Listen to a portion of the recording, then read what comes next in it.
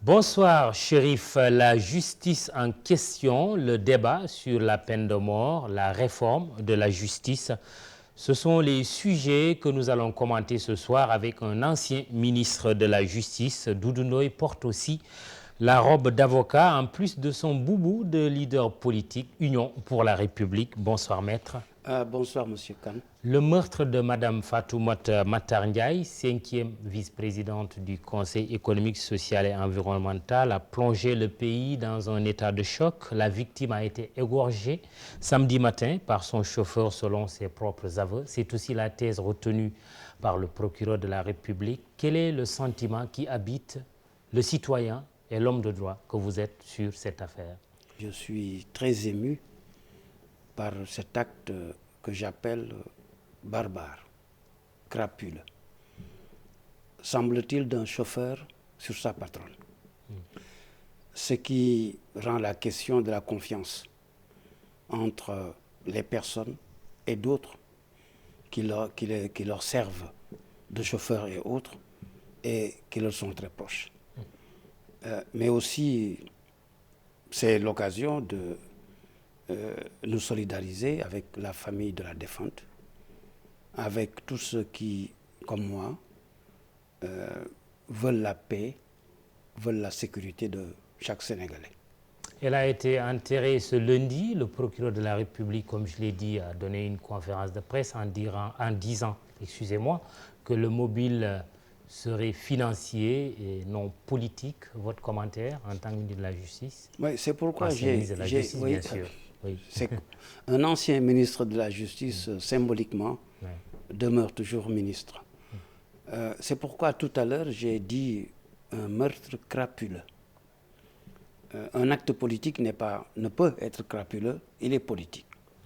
Un acte individuel, crime de sang individuel, pour de l'argent en plus, c'est le meurtre crapuleux, individuel, personnel.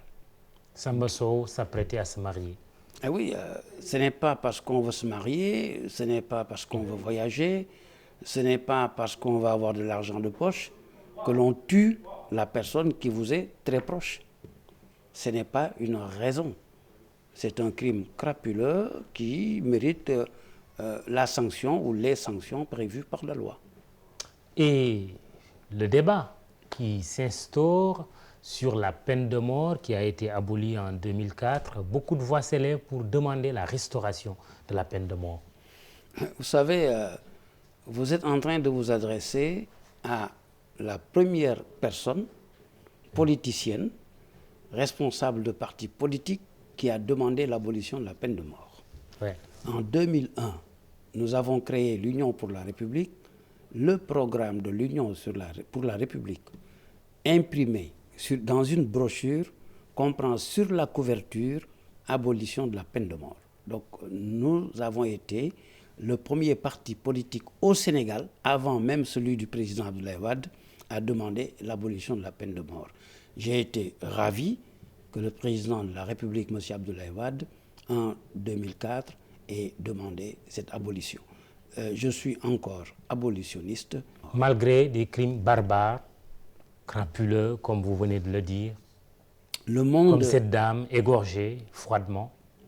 Le monde a toujours vu, et depuis toujours, et verra toujours des crimes crapuleux. Et jamais, dans aucun pays du monde, l'application de la peine de mort a diminué le nombre de crimes. Mais elle existe quand même dans beaucoup de pays. Ah oui, la peine de mort existe dans beaucoup de pays, mais je pense que ce n'est pas une bonne façon de rendre la justice. C'est une vengeance par le sang, et je ne pense pas que la civilisation, l'acte de civiliser un être humain doit se passer par le fait de décider de tuer. Parce que lorsqu'on applique la peine de mort, ce sont des hommes dans la société qui vont décider de tuer quelqu'un. Donner la parole au peuple pour qu'il se prononce par voie référendaire, comme le suggèrent certains. Oui, ils demandent les passions, ils demandent la passion du peuple.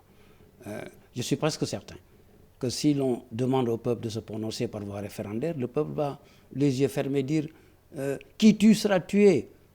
Et c'est le cœur, c'est la passion qui va s'exprimer. Pourquoi cette matière devrait être une exception? Le peuple se prononce tout le temps sur d'autres sujets. Pourquoi on ne lui fait pas confiance? Le peuple se prononce sur des questions qui ne demandent pas un acte immédiat, un acte symbolique.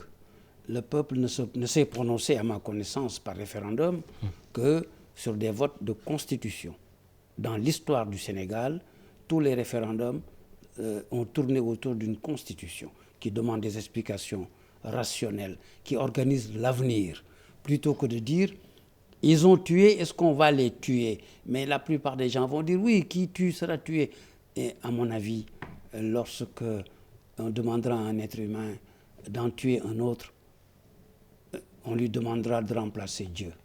Le procureur de la République vise l'article 287 du Code pénal qui prévoit une peine de travaux forcés à perpétuité sur cette affaire. Suffisant? Ah oui, oui, la perpétuité sans remise de peine pour toujours, sans libération conditionnelle, mais donnera à cette personne peut-être 60 années de regrets, 60 années de pensées morbides, 60 années de pleurs. Et là, il aura eu l'occasion de savoir pendant 60 ans le mal qu'il a fait. Attendez. C'est suffisamment dissuasif. Supposons que vous le tuez, la personne qui a tué. Mais vous l'avez sauvé, vous l'avez libéré. Qui vous dit qu'un mort n'est pas libéré? Il n'y a que Dieu qui peut répondre à cette question. La perpète est suffisamment dissuasive à mon avis, pour ne pas faire revenir la peine de mort. Pour moi, je ne pense pas qu'il s'agisse de dissuader. Car je ne vois pas ce qui dissuade du crime. Parce que les peines d'emprisonnement, les peines de perpétuité, les peines de mort, partout où ça a existé dans le monde, n'ont pas dissuadé. Mais au moins, je peux dire que la perpétuité est la différence entre l'homme, qu'il soit un juge, un procureur ou un président, qui croit pouvoir remplacer Dieu et tuer, et l'homme qui sait qu'il est être humain, qui est dans une société humaine, qui dit « je ne tue pas, mais je vous garde dans une prison toute ma vie ». Moi, je pense que c'est la seule différence que je trouve. Aucune des peines n'est dissuasive. Le crime augmente, le crime est toujours là. Changeons de sujet tout en restant... Ce qui est dissuasif, oui, c'est l'ordre. Changeons de sujet tout en restant dans le grand thème de la justice. Une réforme est en cours. Vous l'approuvez? Si j'approuve quoi? Quelle réforme? La réforme de la justice. Non, il n'y a pas de réforme de la justice. Il y a des modifications de la loi organique sur la Cour suprême. Ce n'est pas ça. Oui, entre autres. Ce n'est pas la réforme de la justice. Il y a le code pénal, il y a le code de procédure pénale, tout ça. Il n'y a pas de réforme du code pénal non plus. Il n'y a pas de réforme du code de procédure pénale non plus. Dans le code pénal... Pour vous, c'est des modifications. Oui, voilà. Dans le code pénal, le gouvernement ajoute telle peine. Le gouvernement ajoute tel crime. Le gouvernement ajoute tel délit. Ce n'est pas une réforme du code pénal. Une réforme du code pénal, c'est l'examen de l'ensemble du code pénal, dont on peut garder certains articles, dont on peut modifier l'essentiel, mais dont on change la philosophie. Pourtant, le ministère de la Justice parle de 19 innovations majeures qui concourent au renforcement de l'indépendance des magistrats, à une gestion plus transparente de la carrière des magistrats, l'instauration de meilleures garanties dans les procédures pénales et disciplinaires dirigées contre les magistrats et à la consolidation de l'état de droit à travers la loi organique sur la Cour suprême, pour être plus précis, donc la Cour suprême. Les magistrats ne l'entendent pas de cette oreille, surtout relativement à l'âge de la retraite. Ont-ils raison de dire non, de s'opposer à ce projet? Là, il s'agit de modifications importantes du statut des magistrats. Ce n'est pas ça la réforme de la justice. C'est le statut d'un corps de la justice, le corps des magistrats. La réforme, modification du statut des magistrats, ce n'est pas réforme de la justice.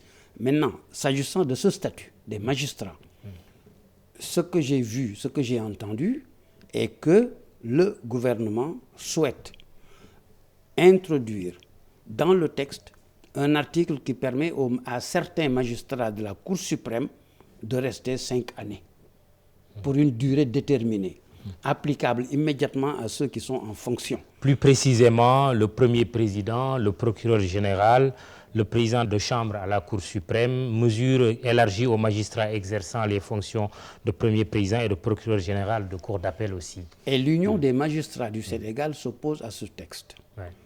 Mon point de vue est que l'ensemble des magistrats du Sénégal font le même travail.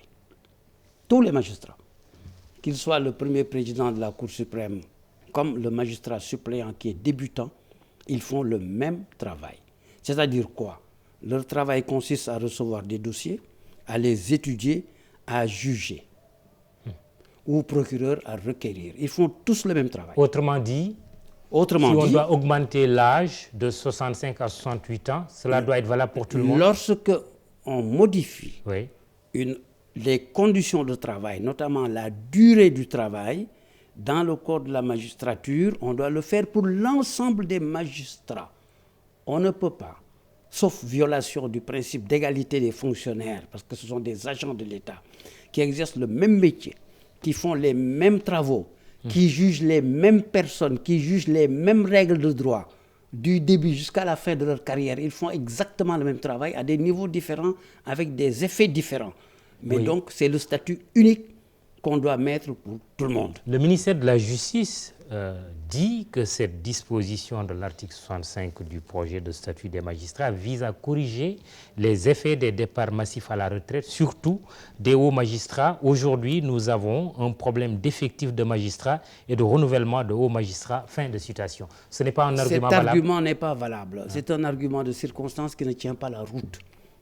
C'est un argument qui ne tient pas la route. Il y a des magistrats au Sénégal et il y a assez de magistrats au Sénégal. Le travail qu'on leur demande de faire, notamment au niveau du tribunal, des tribunaux de grande instance et au niveau de la cour d'appel, n'est pas le travail de collège de magistrats. Il y a des petites réformettes qui ont été faites, qui ont été accomplies, qui ne permettent pas aux magistrats l'exercice total de leurs prérogatives, qui leur font perdre beaucoup de temps inutilement. Si vous voulez, il n'y a pas de modification importante quand même. La composition du Conseil supérieur de la magistrature, par exemple. Vous êtes dans le Conseil supérieur de la magistrature. Oui. Moi, j'étais en train de vous parler du fonctionnement de la justice. Très bien. C'est deux choses différentes. Très bien. Très bien, allez-y. Allez-y. Je vais vous parler du fonctionnement de la justice. Je vous écoute. Parce qu'il a dit qu'il n'y a pas assez de magistrats. Oui. Parce qu'il compte le nombre. Est-ce qu'il sait ce que font les magistrats?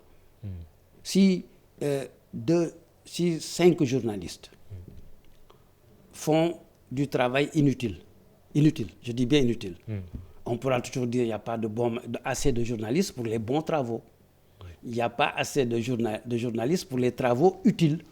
Parce qu'il y a beaucoup de magistrats qui font du travail inutile. Et en quoi? Récemment, le ministère de la Justice sort un décret en photocopiant, en copiant la procédure civile française, croyez-moi, je sais de quoi je parle. La procédure de mise en état des dossiers. La manière de prendre un dossier, de l'organiser jusqu'au jugement. C'est la procédure de mise en état. Ils ont copié, ils ont transposé sans réflexion. Ils ont transposé sans discuter avec les professionnels que nous sommes des conditions de mise en œuvre de cette procédure-là. Et aujourd'hui, vous voyez 3 magistrats qui sont assis de 8h30 du matin à 14h en train de dire telle affaire est là. Est-ce que vous avez le papier? Non, je ne l'ai pas. L'affaire est renvoyée. Telle affaire est là. Est-ce que vous avez déposé votre dossier? Non, l'affaire est renvoyée. Ce n'est pas le travail d'un juge. En France, où existe cette procédure de mise en état et où j'ai exercé toute ma carrière, jamais en tant qu'avocat, je ne me suis présenté dans une salle d'audience pour voir des magistrats faire ce travail-là. Donc, est-ce qu'il n'aurait pas dû interroger les professionnels, magistrats, avocats et autres qui contribuent fortement au fonctionnement de la justice pour leur demander comment on doit faire cette règle de mise en état? Vous êtes pour le retrait de ce projet, de ce texte, comme le réclame l'Union des magistrats du Sénégal? Lequel? Si c'est le texte, pour dire aux magistrats, vous restez 5 ans de plus, je dis oui. Le projet de réforme, le projet de réforme. Le projet de réforme, non. Oui. Non. Dans la réforme, il y a peut-être des éléments qui conviennent à la justice. Je ne peux pas dire comme le Conseil supérieur de la magistrature. Oui, je ne peux pas dire que ce qui est prévu n'est pas tout est mauvais, ce n'est pas possible. Mais dans ce texte, pas de réforme de la justice, de modification du statut de la magistrature. Encore une fois de plus, il faut qu'on sache que ce n'est pas une réforme de la justice. Ce sont les magistrats dont la carrière, les conditions de travail sont corrigées. Dans cette correction-là, il n'est pas normal, je dis bien il n'est pas normal, de dire que le premier président de la Cour suprême ou le procureur général de la Cour suprême sont des postes sensibles, il faut les garder 5 ans. Sinon, c'est une magistrature à temps, à durée. Toute la magistrature d'un bout à l'autre doit être à durée, doit être de même durée. Parce qu'il y a des emplois dans la magistrature à la Cour d'appel. Il y a des emplois au niveau du tribunal de grande instance. Le premier président de la Cour d'appel exerce un emploi. le procureur général près la Cour suprême exerce un emploi. Le procureur général, le premier président de la Cour suprême exerce un emploi. Mais le président de chambre d'un tribunal de grande instance de première hors classe exerce un emploi. Le président de chambre de la Cour d'appel exerce un emploi. Donc tous les emplois de toute la magistrature doivent être à durée déterminée. Là, je dirais oui. Magistrature égale. Mais on ne peut pas sortir 2 ou 3 personnes qui exercent des emplois autant que tous les autres pour leur dire on fait un texte à durée égale. Le Conseil Ce serait une rupture de la magistrature et du fonctionnement de la justice et de la fonction publique. Très bien. Le Conseil constitutionnel, s'il exerce sa mission, ce dont je doute, parce que j'ai vu plein de choses au Sénégal, par le Conseil constitutionnel et par la Cour suprême elle-même, qui ne me renforce pas dans ma confiance sur la justice. Si les magistrats de la Cour suprême, si les magistrats du Conseil constitutionnel appliquaient les lois, appliquaient leurs propres actes, leurs propres règlements, tels que le veut la loi, je serais un peu plus rassuré pour dire que le Conseil constitutionnel devrait annuler ce texte-là si l'Assemblée nationale le vote. L'UMS sera en Assemblée générale samedi prochain. Dernière chose, votre casquette politique, les législatives sont prévues en juin prochain. L'UPR, votre parti, y prendra part? Cela dépend de beaucoup de choses. Cela dépend d'abord des conditions d'organisation de ces élections. Cette histoire de la carte électorale, Monsieur le Président de la République n'a pas encore répondu à nos critiques. Officiellement, parce que c'est lui, Monsieur le Président de la République, qui est sorti d'un bureau avec la carte pour dire « j'ai ma carte d'identité qui est en même temps ma carte d'électeur ». Et je remets en cause ce système pour dire c'est contraire à la loi, c'est contraire à la Constitution.